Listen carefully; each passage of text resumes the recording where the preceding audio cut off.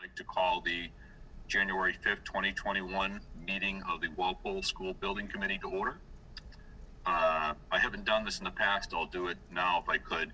Per Governor Baker's order suspending certain provisions of the open meeting law, General Law C-30A, Section 20, the public will not be allowed to physically access the school building committee meeting. Members of the public will be able to view this meeting on the Walpole Media Cable Access. The school building committee reserves the right to implement additional remote participation procedures and will notify the public of these procedures as soon as practicable. Citizens with a question or comment should email mmortali@walpole.k12massus. Thank you. So our next order of business would be approval of the December 15th meeting minutes. People would like to take a moment to look those over.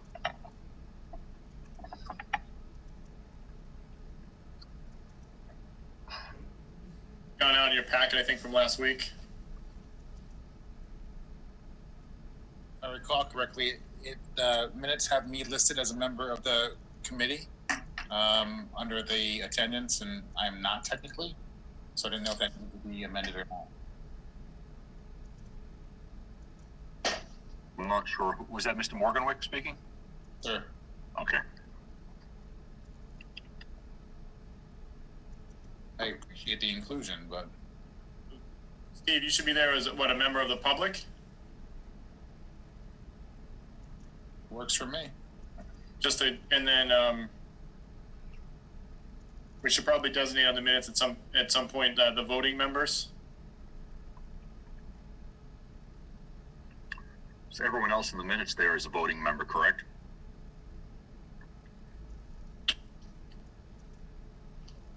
Yeah, I know if Patrick and Jim were voting members. Yeah, I'm just looking at that now. So I'm not a member, and I'm not a voting member.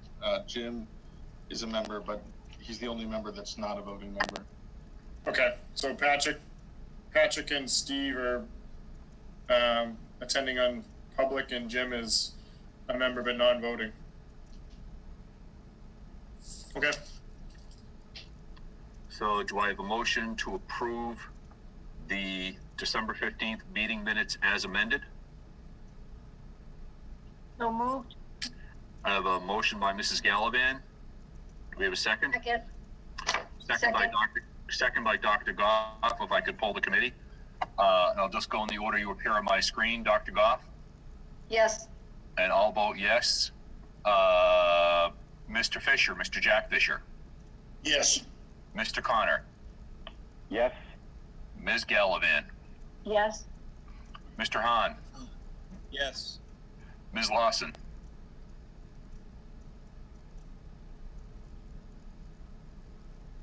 Ms. Lawson? I'll come back to Ms. Lawson. Mr. Fisher? Yes. Ms. Santiago Taylor? Yes. Mr. Anderson? Yes. Mr. Salvatore? Yes. Mr. Senek? Yes. Mr. Jeffrey Fisher? Yes. And we have a couple of people calling in on phones. I'm not sure who they are. And back to Ms. Lawson. So her audio is apparently not working. Yeah. Okay, very good. So I guess we'll call it a vote with Ms. Lawson abstaining. Would that be the correct thing to do? Yeah, we can hold her in the chat. There's also someone in the waiting room. 386-6377. Is that Jack Conroy?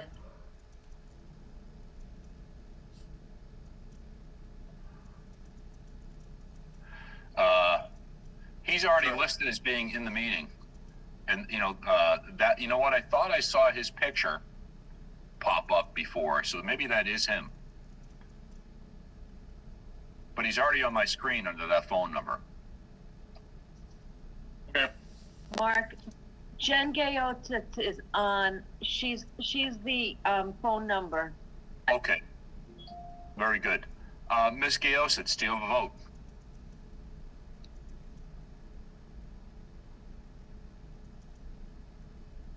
She can't hear me either. So I guess we'll take it as a vote based on. Are you looking for me? Yes, Ms. Lawson. Very good. I'm so sorry. I've been struggling with the volume. I finally figured it out.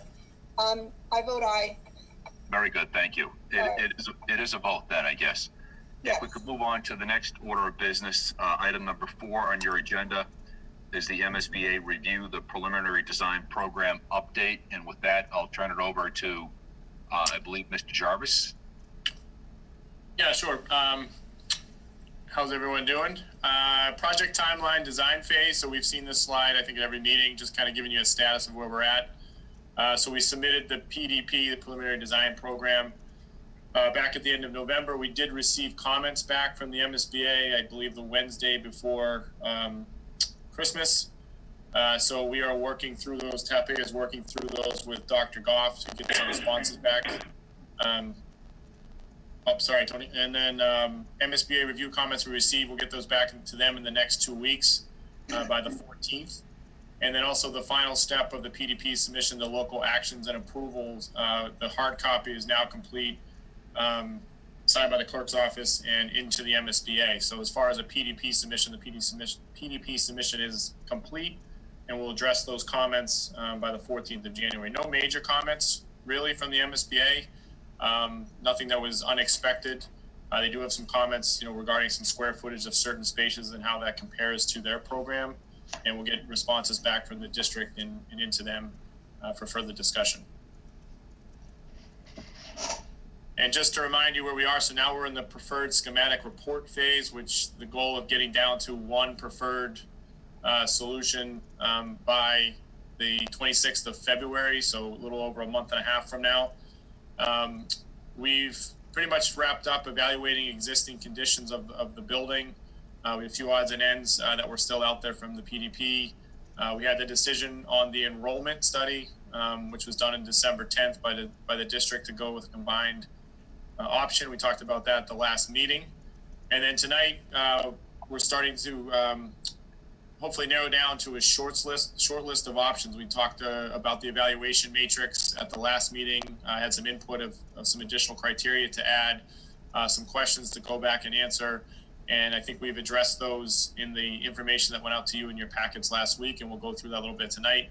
The objective is to really walk away from this meeting with hopefully 2 to 3 options that we can continue to discuss and analyze as we move towards getting to a preferred solution. And the goal, again, the goal of getting a preferred solution is really at the end of this month, the 26th. We have a meeting of this committee scheduled for the 26th, at which point we're going to ask that you vote on the single preferred solution that the district would like to move forward with, which will allow TAPA and the rest of the project team to complete all of the pieces needed for the PSR submission at the end of February. So the PSR is due to the MSBA at the end of February, which includes that one preferred solution. But we really need to get to that decision by the end of this month, so we have enough time to further develop all of those pieces. So the goal for tonight is to continue that conversation, get down to 2 or 3, so we can come back on the 26th and this committee can make a final decision and move forward. Any questions on timeline, or, if it feels a little compressed? If you remember, we are keeping to schedule, but one of the early things that happened was we were trying to align this process with the MSBA's board meetings, and to avoid kind of a lull of about 2 months with the MSBA, we moved up the PSR submission slightly to maintain tracking towards an MSBA board meeting, which will happen in early April. So had we not done this at the end of this February, we would have had a two month or so kind of quiet period with the MSBA, which kind of throws us off track as we move eventually towards town meeting. So we are on schedule. That being said, we do have some decisions we need to make this month, and tonight will be kind of the first step in that direction. So in your packet that you got over the weekend, we went back and we looked at some of the questions that had been asked regarding some of the conceptual cost estimates that we went through at the last meeting. And we went back and broke out those concepts in a little bit more detail. Obviously, we're at the concept stage, so it's, you can only get so granular. We did include the estimate summaries and the estimate backups from the estimator that were used to come up with these numbers. And in looking at these options, we broke it down into three major categories in gray, which is the overall site work cost, any phasing or logistics cost, that the contractor might need to do as they move around the site. Obviously, a phase project would have more phasing and logistics associated with it. And then what the other costs of construction, are per the estimate that got us to that dark gray line, which was the construction cost estimate that was on the matrix that you saw at the last meeting. And we will note that in the last meeting, the matrix had the modulars associated with BR2, the ad reno version. It did have the modulars in the construction cost as well as the total project cost, so it double counted that. So we went back and found that, and that explains. I think Jeff Fisher had the question of how the construction cost, the total project cost between BR2 and the Johnson site was relatively the same when he thought like a reno option might have more of those. So when you go back and look at it now, the difference between the construction cost of the ad reno option and the total project cost of the ad reno is a greater margin than the Johnson site. So I think it answers that question. In the white lines underneath the site contract, and Tony, I don't know if you can zoom in on that at all. Yeah. The regrading and the field replication. So what we did is we went back in and looked at some of the subset costs that were driving the site work trade cost by option. And again, trying to answer the question of, how does the option built in front of the existing bird school, where there's a lot of maybe excavation on the sloped grade in front of the school, compared to maybe building on the existing fields where there'd be less excavation? How are those site costs, or how are those construction costs coming out roughly the same? Like, wouldn't there be cost savings? And what you end up finding is that all of these options have some form of earthwork or regrading associated with them, some more than others. Obviously, very little associated with the ad reno. The B1 option, which is building in front of the new building on the relatively flat area of the parking circle, has minor additional regrading work. There's some additional regrading work on the B4 option, where you go up into the woods there and then add around the side of the building where the grade drops off. Obviously, a lot of grading work in the B5 option, where that elevation change is almost a story as you head towards Washington Street. And then there's actually grading work and site work associated with the fields work as well, because part of the field option in B6 was to recreate a soccer field up in that graded area similar to B5. So instead of putting the building there, you'd level off an area to put a soccer field. Again, trying to get to an apples to apples comparison. And then the Johnson site is relatively level. There's not a whole lot of regrading at this point, again, at a conceptual stage that's anticipated. And the other thing driving a B6 cost as associated to a B5 cost is the site work included replicating some of those fields that you can see. So while you're building on where the fields are, the thought is that project, that site work, would include some finished landscaping and field replication to create either a baseball or softball field, and obviously maybe even a soccer field up in the front of the school. So there's some costs associated with that isn't necessarily included in a B5 option. So when you put all those things together, they kind of offset each other. So when you get down to the total gray line of some of these options, they end up being relatively similar in overall cost. It's just where you're spending the money. When you look at the phasing logistics plan, obviously the ad reno, building in front of close to the new building, building a phase project, like B5, building in close to the new building, they all have some phasing and logistics associated with it. And what I mean by phasing is not necessarily a construction building phase, but maybe a temporary parking lot phase, an access phase as you move around the site, year to year during the construction. Obviously, B4 has a legitimate phasing construction where you're building part of the building, taking the old building down, and then building the rest of the building. And that has the highest phasing and logistics costs, again, estimated at a conceptual level. When you add all that together, you get down to that gray line showing the construction cost of all those options, BR2 all the way through J2. 83 million to roughly 94 million, 95 million almost, which is what you see on the matrix. The soft costs, we carry 30%. That's everything from architect, OPM, furniture, technology, contingencies all rolled in. 30% is a conservative placeholder for these projects across the board. And then we broke out the items in pink, which were included in the cost estimate as other project costs that we think would be non-reimbursable or non-eligible for reimbursement from the MSBA per option. I think that was one of the questions at the last meeting. Obviously, the ad reno option is going to have a massive temporary swing space condition. We were carrying 7.5 million for a modular farm to basically move one class, sixth grade or seventh grade or whatever it is, out of the building at a time so we can work through the building. Again, using possibly a new addition portion of the construction to house a grade, so move into the new part, move another part out for roughly 2 to 3 years. We've done similar modulars on other projects, not necessarily to the extent of an entire grade.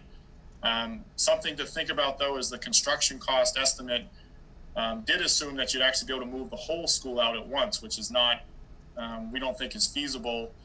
Right now, we don't know of a solution that would work other than increasing that swing space cost. So right now, that swing space cost is thinking about using part of the new building as well as one grade, maybe moving out of the school for any period of time. And that obviously dries up the total project cost of that option.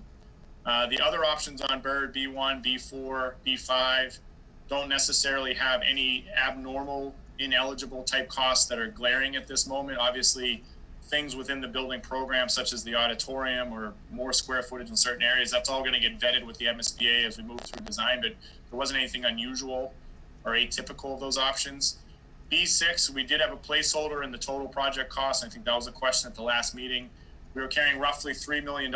Again, to make the options apples to apples, the thought was you'd be able to replicate a soccer field and either a baseball or softball field on the existing Bird site, but you'd be down roughly a field or two from what you currently have on that site.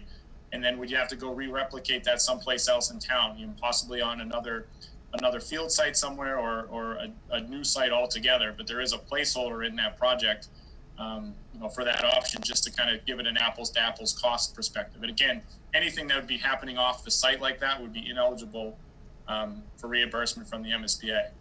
So we hope that broke down that initial construction cost and total project cost line items on the matrix in a little bit more detail to kind of give you a sense of what we see and hopefully give you a little bit more perspective on how these options kind of line up against one another.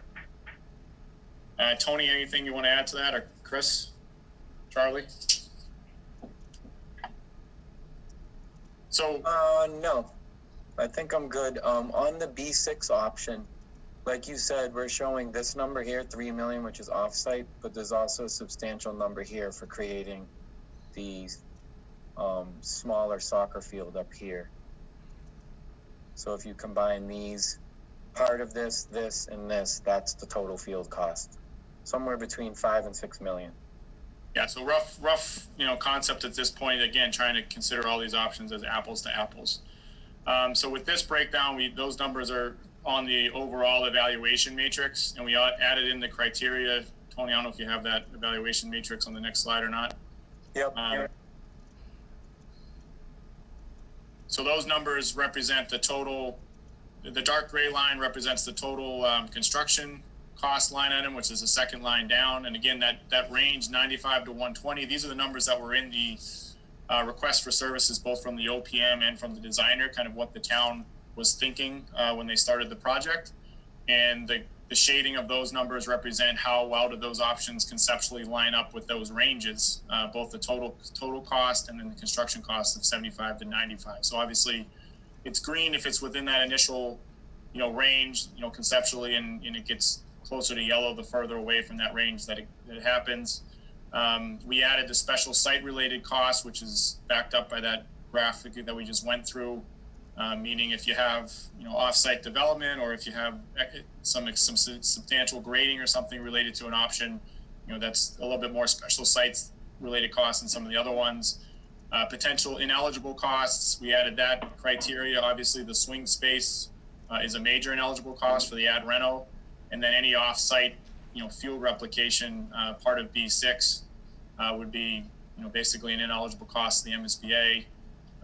The other ones all have, minor varying aspects of ineligible costs. So we just put them as light green for now because we don't know what the MSBA is going to come back with as far as we do programs. Construction durations, we really haven't changed that much. I think we tweaked it a little bit, but the items in parentheses is when maybe a core academic building might be complete that you could possibly use, from when a project would be complete. And obviously, the phase project is just a long, piece by piece renovation. The phase project and the B4 option at 40 months would assume, possibly moving into part of the building while you completed the rest, and that's, something that we'd have to work out over time. I just wanted to mention, this is something that I should have also included at J2. The building completion would probably be like 18 months, so there should probably be an 18 in parentheses here. It's not as much of a factor, and that's why it's not shown in parentheses here, because it's a segregated site, so there's really no disruption to any school programs by choosing this option. Whereas this number became important with these options because we're sharing the site with the school. So this would illustrate that we could be able to move in after 20 months, even though construction crews would still be on site for 40. That doesn't really apply here, but if we were to sort of extrapolate the same parentheses here, it'd probably be like an 18 months here. So comment on and site. So comment on other projects, like in the B1 or B4 or B5, is that the new building is done, and then obviously you move in and then you demo the old building and finish the site. So the project's still going after the new building is active. And then the other ones, I think we've talked about impact to existing school, kind of our take on that, impact to existing fields, impact to traffic. We added the traffic line item. We think that the bird option, BR2 might actually, obviously the renovation to just bird itself for a single school has no impact. It's the same traffic, but you're adding traffic to the bird site regardless with the combined school. And the only reason that those are all light green at this point, we don't really have any traffic detailed information, but we all know that there's going to be an additional traffic coming to that site. However, I think all of these options include some form of access from the East Street side to help alleviate traffic, and also, pick up and drop off loops that might be more conducive. The one thing to think about is the B5 option. We didn't change the coloring, but its proximity to Washington Street, could limit the queuing length of somebody coming off of Washington Street, and the proximity of that entrance to the 27 intersection. We'd really have to think about how long that queuing lane is to get people off of Washington Street. And then the Johnson Street, we think right now it's yellow without any traffic studies being done, obviously, because I think it's, most likely limited to only having entrances off of Robbins Road. So that's something that would need to be studied a little bit further. Impact to natural habitat environment, we added after last meeting, with concerns over possibly cutting down an excessive amount of trees, or, more trees than maybe someone would like. And then also the Johnson site has the possible consideration of the town wells in that area. So again, more information may be needed there. It should be noted that on the bird site, there are some, trees that are going to be removed in the B5 option as you get up closer to Washington Street. So that tree line entrance that you kind of are used to at Bird is most likely going to be impacted pretty severely with B5. And also with the B6 option, if a soccer field is to be placed up in that entry area, there could be some tree cutting there. And some of the options B1 and B4 also have some use of that abutting lot. So there's some disruption to trees on the site, but they're relatively minor.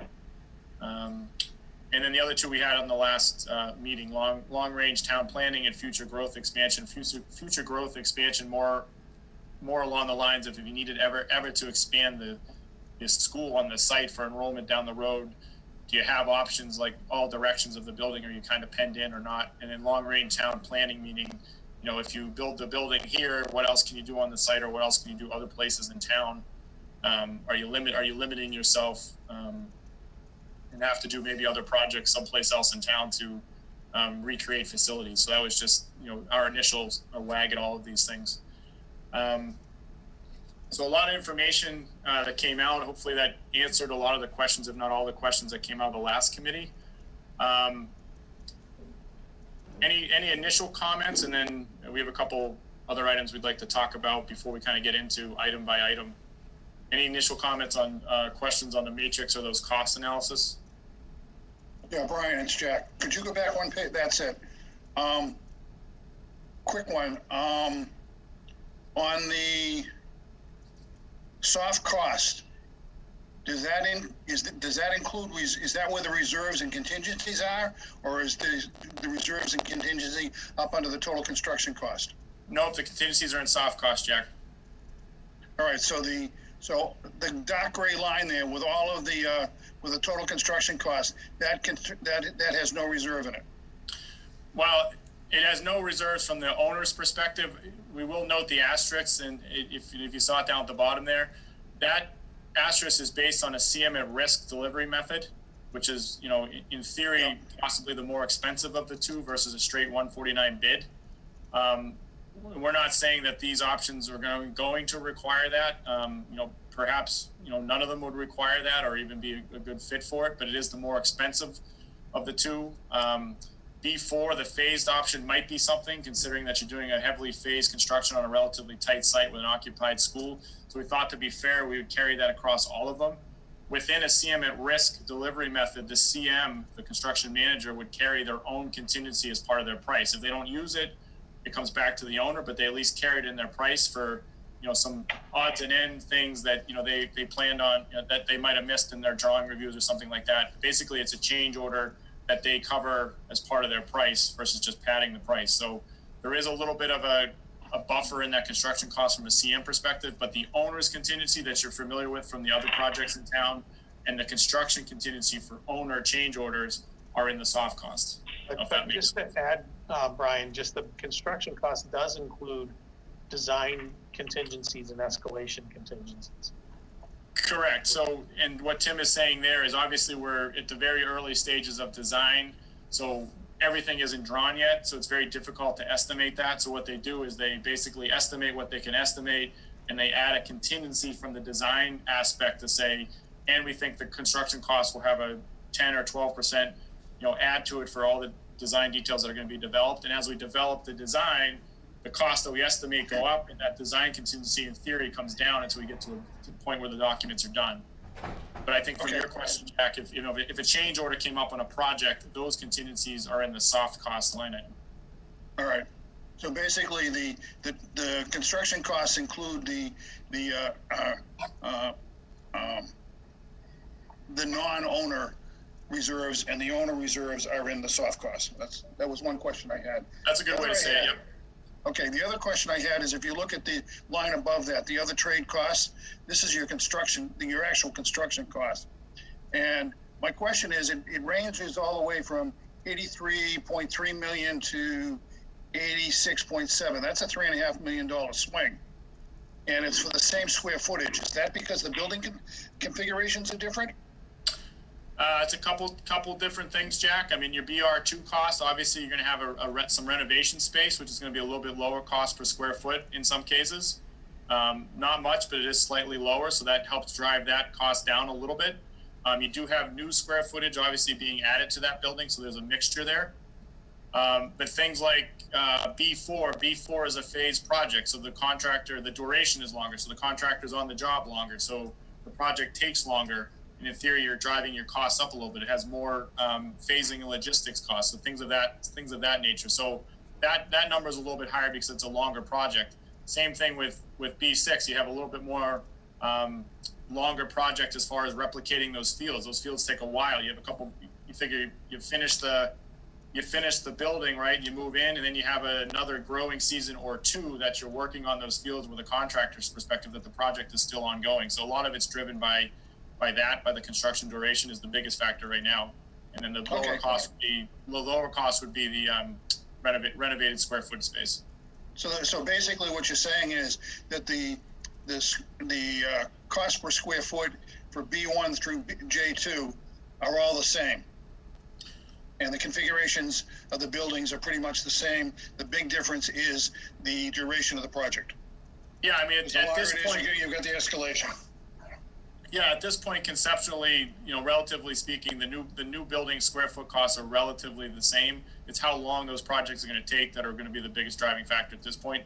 Obviously, when you get into more details with the design, the complexity of finishes or facades or whatever it is, that could drive square foot. But right now, we're relatively in the same ballpark for square foot costs. Okay, thank you. I'm set. Any other questions about the cost analysis? Yes, Nancy. Has anybody done any, I know it would have to be very rough, but any rough estimates on what the difference in cost would be to the taxpayer? Like, you know, the most expensive to the least expensive? I'm just wondering if there's a big difference to the taxpayer or if it's fairly small. Nancy, I'll take a shot at that. We haven't done that yet. We were kind of waiting to get to, you know, this point or beyond to kind of narrow it down the option wise. But from a broad brush perspective, all the square foot costs and construction costs and total project costs being, you know, relatively the same. Obviously, the apples to apples, the higher the project cost, the more it's going to be to the taxpayer. However, the big driving factor there is the ineligible cost. The more ineligible costs you have, the more the town is on the hook for the total project cost, and therefore the taxpayer portion is going to be higher on those options. Okay. So, for instance, like B6 is going to be more expensive to the town because it's got those fields that you have to replicate off-site, and the fields are definitely going to be above the cap, and that's going to be on the town. Like the ad reno option, anything that's related to swing space is ineligible from the MSBA, so that's coming right off the top of the total project cost that the MSBA is even considering before you get into anything that might be ineligible about the building itself. So those red lines there, those are categorically ineligible, and so you can take those and say that's a big difference in your town reimbursement if you wanted to just start there. Yeah, and the other thing to think about is some of the soft costs possibly associated with those costs, like the design. Typically, if it's ineligible for the MSBA, they also go back and get the design costs associated with those ineligible dollars, and they consider those to be ineligible as well. So it can expand from there a little bit, but that's the biggest driver. You know, that's the biggest difference right now. Okay, thank you. I have a question. Yes, Mr. Conroy. Brian, on the sites, has anybody confirmed on Bird about the wetlands issues? Because that, you know, you got to move something like that, that could just... Yeah, so we did have that update, Jack. We just hadn't got to it yet. So on the B6 site, I think we had, you mentioned last time about a stream along that, we'll call it lower border of that concept drawing. Yeah. We did speak with Landis. She did look into it. She did send us maps. Well, you know, what we're being told is that they don't have a record of that being a so-called wetland. She did acknowledge that there is some drainage structures along East Street, and that portion of the field, you know, does get soggy from time to time, but she doesn't have that as a formal wetland, which is what we're going on. And we didn't have any other information other than from what we received from conservation. That being said, to get into more detail than that, you know, would require some extra effort on the project side to bring in a botanist, a wetland scientist, and have them actually go out and study that and flag that, which could be, you know, maybe not the road we want to go down for a lot of different reasons. But the information we got back from conservation is that there's not a wetland on the Bird site. Well, then my suggestion is you get something from them that says you're all set. If you don't, you know, just because she doesn't have it, we don't map wetlands. The only time you end up mapping wetlands when you go to do something. So if botanist comes out, so if you don't want to hire a botanist, either let the Conservation Commission state that to you so that you're on good standing ground. And the other one was brought up about the wells. The wellhead protection on DEP is only 400 feet, well away from it. Plus it's up on the hill. Plus we had already cited the original elementary school there, which became the one over here, the Elm Street school. So that shouldn't be an issue there. But going back to Bird, get something, Brian, as you know. Yep. We'll follow back. Any other questions? So I actually did. This is Boris. Yep. Do we know what the reimbursement rate is yet from the state? Tentatively, it's starting out at roughly 48% for this phase, and they haven't finalized what that might be. That could move a couple points as we get into a scope and budget agreement closer to town meeting. But again, that has to be taken with a grain of salt. That's 48% of eligible costs. So whatever the MSBA deems to be eligible as part of the project, they'll reimburse 48% of that. It's not necessarily a straight 48% of the total project cost that you see here. And then the other, that's the starting point. And what we've seen is that when you actually get to the end of your project, for whatever reason, by the time you actually realize your reimbursement rate, it can be, somewhat lower than that, possibly 5% to even 10%, depending on what happens during the project. But right now, your starting point's at 48% plus for the project of eligible costs. Okay. Thank you. Any other questions? So if I could make a point, so it seems, just to get us back on track, we're attempting to narrow this list down tonight. And it seems to me that we have a number of bird considerations, and whatever we choose from among those, I think revolves around the question of the fields. Am I correct? Should we have start having some conversation about which of these options we want? And I think part of that starts with the fields. Am I wrong?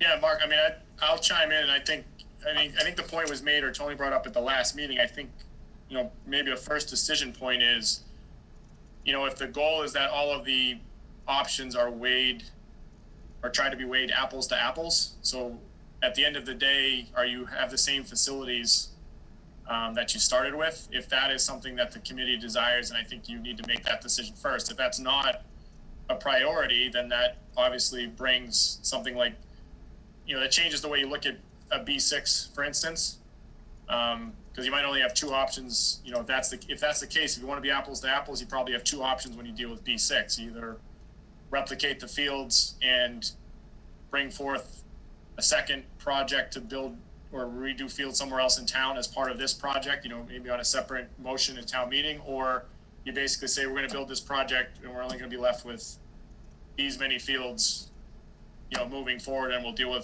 with field replication or the need for fields some other time. So I think those are the two options that come out of B6. I think my opinion is you probably need to come to that agreement on how you want to treat the B6 option, the fields option. Does it need to be apples to apples, or does it not need to be apples to apples? Brian, this is Boris. I'll throw out my opinion on this. Since the state is not going to be reimbursing for this, and this is going to be covered by the taxpayers anyways, I don't think we need to consider that as part of this project.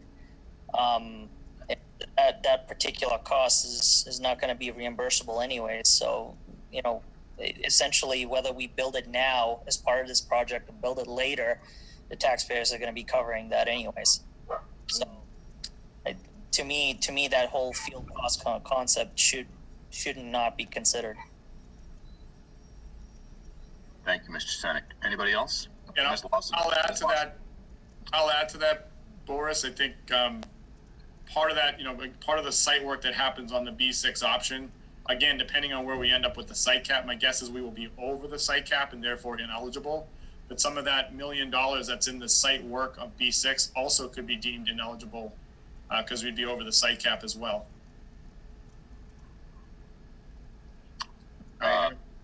Ms. Lawson had her hand up first, I believe.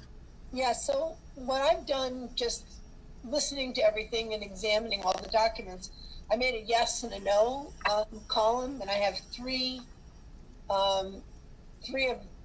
options on the yes, and I have 4 on the no.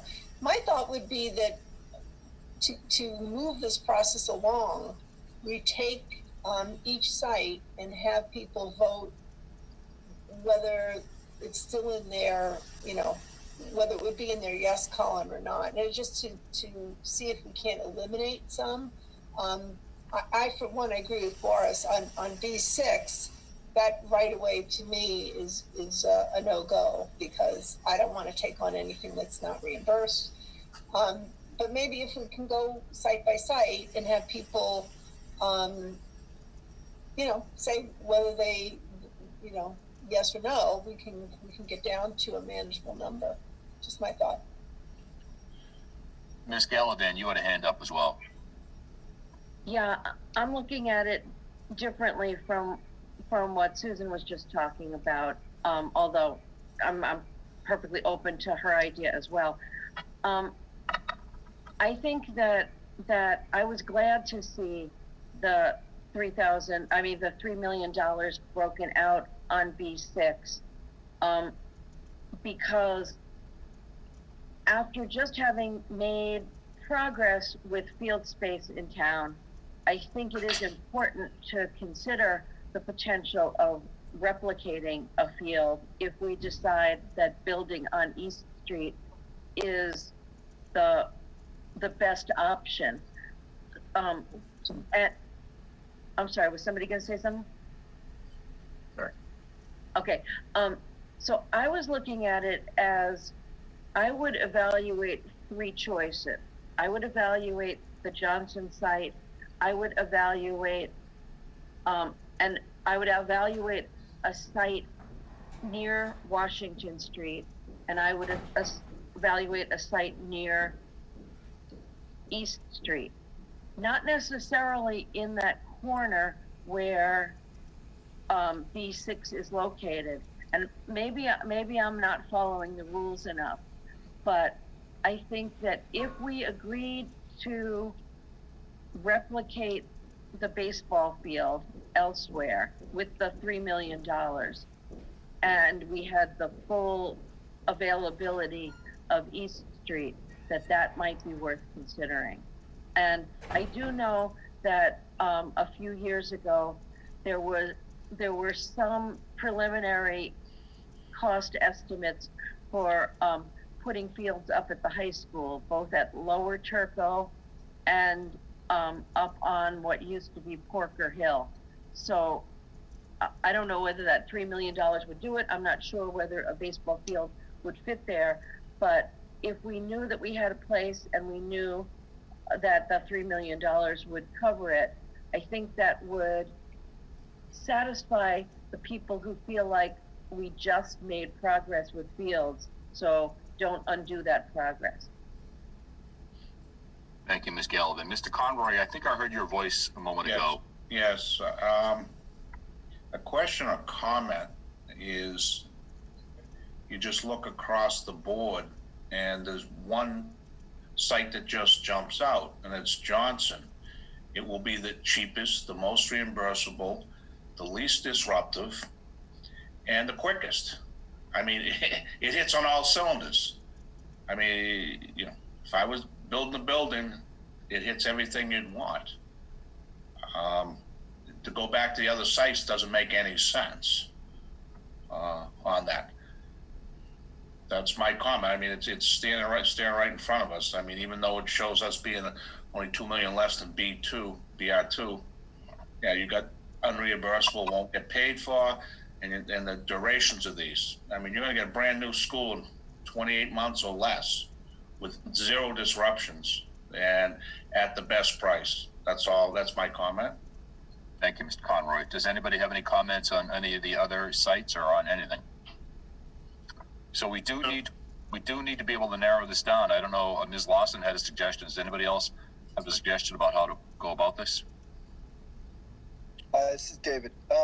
I think there's probably a consensus that Johnson is going to be in that mix no matter what. So why don't we see if anybody has an objection to Johnson being one of those sites and then move from there. That sounds great to me. Does anybody have any objections to including the Johnson site amongst our finalists? Ms. Gallivan has an objection. No, I don't have an objection. Oh, yes. I just have a comment. Yep.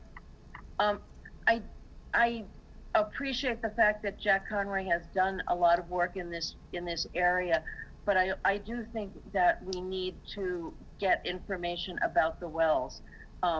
I think that I know, having talked to Bill Abbott from the Water and Sewer Commission, that the place that we're talking about locating the school is, I believe it's called the Water Recharge Area. It's area Zone 1 and Area 12, or we just need to have some conversation, but I completely agree with people that the Johnson site should be one of the considerations. So, yes, Ms. Lawson. I was going to say that I agree with Nancy, we need to be sure, but I think right now, are we looking to narrow this down to like 3 or maybe 4? What's the goal for tonight? How many should we try to reduce to? Ideally be as few as possible. You know, 2 to 3 max would be, and again, you have to remember that we have to submit the ad reno to the MSBA regardless. You know, whether or not you feel that is a viable option for the district, we still will submit that. So if it's the ad reno and 2 additional options, that's 3. You know, ideally that's where we would be at, and that gives us, again, because the goal is you want to be able to come back in the 26 and be able to make a final decision. We don't want a whole lot of other options out there that could distract people. So, so what I would just suggest as a way of moving it along is for the chairman to just ask each voting member to vote for whether J2 should be in the mix, and then we go through the others. That might be the quickest way. It would take it's a little bit time consuming, but probably less time consuming than discussion at length. So let's start with Johnson. I'm going to poll the committee in terms of who's in favor of including Johnson amongst our finalists. And so I need to look at my screen here. I guess I'll start with Mr. Salvatore. Would you be in favor of including Johnson, the Johnson site? Yes. Thank you. Mr. Anderson, the Johnson site, yes or no? Yes. Mr. Senek, the Johnson site, yes or no? Yes. Mr. Jeffrey Fisher, Johnson. Yes. Ms. Santiago Taylor, Johnson site. Yes. Ms. Gayositz, Johnson site. Yes. Very good. Mr. Frisha, Johnson site. Yes. Dr. Goff, Yes. Ms. Lawson, Yes. Mr. Hahn, Yes. Ms. Gallivan, Yes. Mr. Connor, Yes. Mr. Jack Fisher, Yes. and I vote yes as well. Did I miss anybody? Me? Oh, I'm sorry, Mr. Conroy. I can't see your beautiful face there. Mr. Conroy, please. I think you can guess my vote. Yes. All right, thank you. So I think I'll work backwards here. So we have the B6 site, which is the site that would be on the fields at Bird. And again, that's the one with the potential cost of the fields. So I guess, yes, I had a question. Yes, could I interject something here for a second? Yep. I kind of get the sense from what Brian was saying is we want to reduce this down to no more than 3. Correct. 2 of them, one's going to be the Johnson site, one's Right. going to be the Reno site. Right. So really what we're talking about is just one of the 4 for the new Bird construction. Right. And what I would suggest is that you just poll the committee and say, which of the 4 do you prefer? And see if we can see if we can limit it down that way, and then we'll have we'll have new construction at Johnson, new construction at Bird, and renovation at Bird, and I think that covers the waterfront as far as the state is concerned, and as far as limiting the options for proceeding. So does anybody object to that? I'll poll each person and you simply choose which of the 4 your preference is. And I don't know that we can make that necessarily a binding vote initially. Because that would almost be, trying to think. Yeah, well, we'll see where it falls, all right? And then decide to make it binding or not after the fact. So I'm going to go in the same order if I could. So we have sites B1, B4, B5, and B6. If you could cite your preference, please. And Ms. Mortali, could you keep score here for us, possibly? Thank you. So, Mr. Salvatore, which of those 4 sites would you prefer? Well, that's tough. I guess B6. Okay, so we have B6. Mr. Senek? B6. B6. Mr. Jeffrey Fisher? B1. Mr. Conroy? B1. Very good. Mr. Frisha? B1. Very good. Ms. Goff? Dr. Goff, pardon me. B1. Ms. Lawson? B1. Mr. Connor? This is a hard one for me. I'm going to say B6. All right, very good. Ms. Gallivan? B6. But again, I'm torn too. Okay, very good. Mr. Hahn? B1. Mr. Fisher? Oh, B1. Okay, very good. And I vote B1 as well. So it seems to be B1 versus B6. Ms. Mortali, do we have a tally? I didn't get to vote. Oh, I'm sorry. Who did I? Gayositz? Yes, I didn't vote. Oh, I'm sorry. Miss Gayositz? B1. Very good. And Miss Santiago Taylor, I'm sorry. That's okay. This is hard. I feel like I have to vote between B1 and B6. I'll go with B1, but I'm not sure. Yeah, it is difficult. Ms. Mortali, do we have a tally? Mark, what did you vote? I voted B1. B1. Okay, so it looks like we have 10 B1 and 1, 3, 4, 5 B6. All right, very good. That seems to me to be a pretty strong vote. Does anybody have any objections to B1 being our third choice? So everybody agrees with the methodology that we came about with? Yeah, I mean, I know that I voted for B6, but I can live with B1. I agree with the consensus of the committee. Okay, very good. So again, we've agreed on Johnson. We effectively have to take BR2 as a renovation ad reno option. The MSBA requires that. And do we agree then that we've come around to a consensus on B1? I believe we have our three sites. Mr. Jarvis, any questions or comments from you? No. Do you want to turn that into a motion? Certainly. Would anybody like to make an official motion for the three sites, please? I will. Mr. Fisher.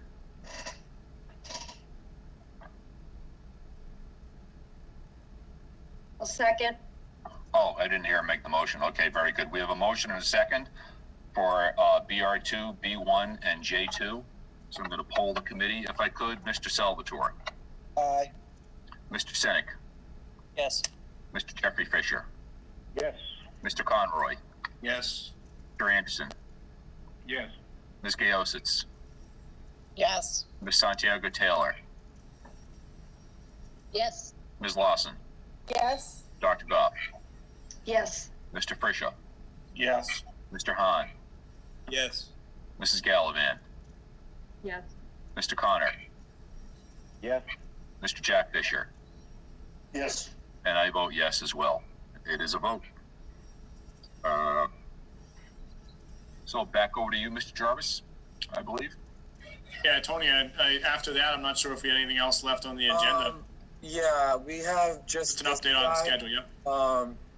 This is what Brian was talking about earlier. This is tonight. We just shortlisted 3 options. We'll be back on the 26th to vote the preferred option. Obviously, we have a lot of work to do. This just frees us to dig into all 3 options more. Before we do have that vote of the building committee for the preferred option, we do have this community forum on the 20th. This will be critical to get community feedback. It's good to know what the community thinks also before we cast final votes on preferred option. So that's a very critical date, 1/20. We also have this quick update to the select board, which the project team will work on. And then we'll double back to school committee.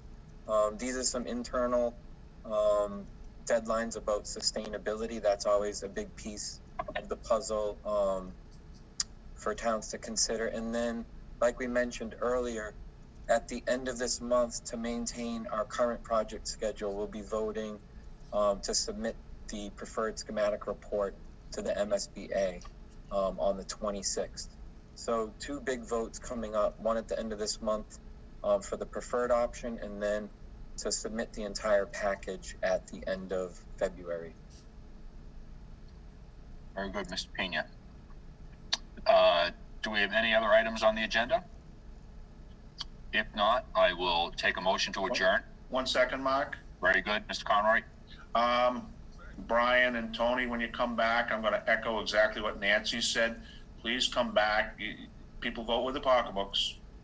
So it could be the best thing, but if it's going to cost more, they ain't going for it. So what you want to do, I agree 100%. So the next three, when you come back with the next three, at least we know what we're up against. Agreed. Thank you. Do we have a motion to adjourn? So moved. Or we have a motion from Ms. Lawson. Do we have a second? Second.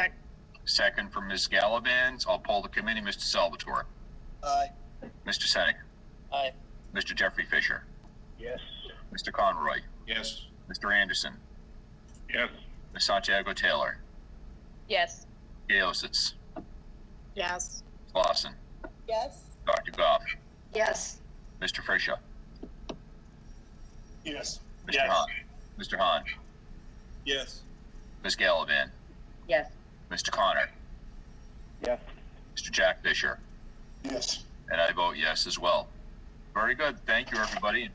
Have a Thank good you, night everyone. now. Take care. Thank you all. Happy New Year.